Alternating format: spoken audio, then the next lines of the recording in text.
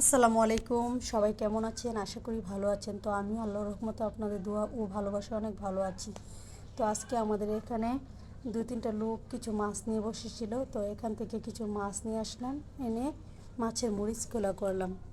তো কি কি মাছ আনছি সেটা আপনাদের সাথে শেয়ার করব। তো একটা রুই মাছ এনেছি 1 কেজি ওজনের, আর একটা পাঙ্গাস মাছ এনেছি। প্রায় 1-1.5 বছর থেকে পাঙ্গাস মাছ খাওয়া হয় না, তাই এনেছি ছেলে মেয়েকে ভেজে খাওয়ানোর জন্য। তো এখানে এনেছি একটি নদীর কাইক্ষা মাছ, আমাদের দেশে এটাকে কাইক্ষা মাছ বলে, আপনারা কি মাছ বলেন আমি জানি না। তো এই যে নিয়ে নিলাম মাছগুলোকে, এখানে কেটে নিচ্ছি। মাছগুলো একদম ফ্রেশ ছিল, পাঙ্গাস মাছটা একদম লাফাচ্ছিল আনার সময়। তো এখন হয়ে গেছে আর কি। তো মাছগুলোকে কেটে কুটে পরিষ্কার করে নিয়ে আমি রুই মাছ অল্প ডিম হয়েছিল, পাঙ্গাস মাছ ছিল ঘরে আগের থেকে, বোয়াল মাছের এক টুকরো ছিল। তো সবগুলো আমি একসাথে ছোট ছোট পিস করে কেটে নেব আর কি।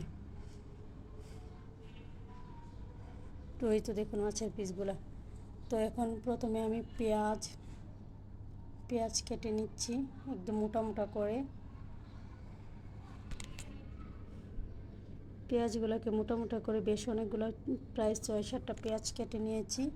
তারপর কাঁচামরিচগুলো মাঝখান থেকে একটু ফেরে ফেরে দিচ্ছিলাম। তো এটা কাঁচামরিচের ফ্লেভারটা যেন বের হয় আর ভাজা ভাজা হয়। তো এখন আমি 2টা 2.5টা ছোট রসুন ছিলে নিচ্ছি, কোয়াগুলো আলাদা করে নিচ্ছি সিলকা থেকে। তো এগুলো মাছের সাথে আমি ইউজ করব। রসুনটা মেখে খেতে অনেক মজা লাগে ভাতের সাথে। তো এভাবে করে নিচ্ছি। তো আমি এখানে 3-4 ধরনের মাছ ছোট ছোট টুকরো করে নিয়েছি। রুই মাছ একটু ডিম হয়েছিল, এগুলো টুকরো করে নিয়েছি। তো সবগুলো ছোট ছোট টুকরো করে আমি একসাথে কেটে কুটে নিয়েছি। তো অল্প মাছের তেলও নিয়েছি যাতে একটু ফ্লেভারটা বের হয়। তো দিয়ে দিলাম পেঁয়াজ কচিগুলাকে। তো পেঁয়াজ কচিগুলা দিয়ে দিলাম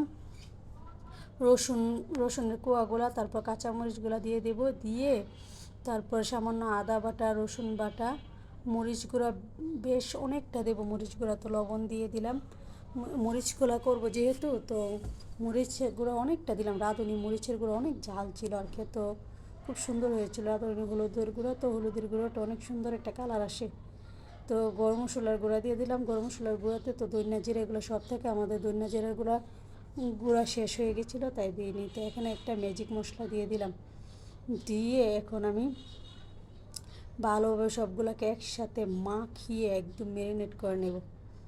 দেখুন মশলা কত সুন্দর লাগছে।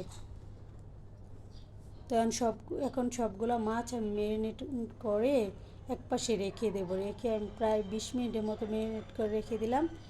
এখন আমি প্যানে পরিমাণ মতো তেল দিয়ে দিলাম। তেলটা গরম হয়ে আসলে মাছগুলোকে একদম পুরো প্যানে দিয়ে দিব। তো মাছগুলোকে আমি সবগুলো বিছিয়ে বিছিয়ে প্যানে দিয়ে দিলাম। দিয়ে দেখুন কালারটা কতটা সুন্দর এসেছে। তো এখন আমি ভালোভাবে ভেজে নেব, কিছুক্ষণ পর পর নেড়ে দেবো, কারণ মাছগুলো লেগে যেতে পারে। শুধু ভাজবো আমি মাছটাকে। তো মরিচ খোলাটা বেশিরভাগ একটু কলা পাতায় বা ইয়েতে করে, ফয়েলেও করা যায়। তো আমাদের শহরে তো আর কলা পাতা পাওয়া যায় না, ফয়েল ছিল, আমি ফয়েলে দিইনি। আমার মনে হয়েছে এভাবে ভাজা ভাজা করলে মজা লাগবে, তাই আমি এভাবে ভেজে নিচ্ছি।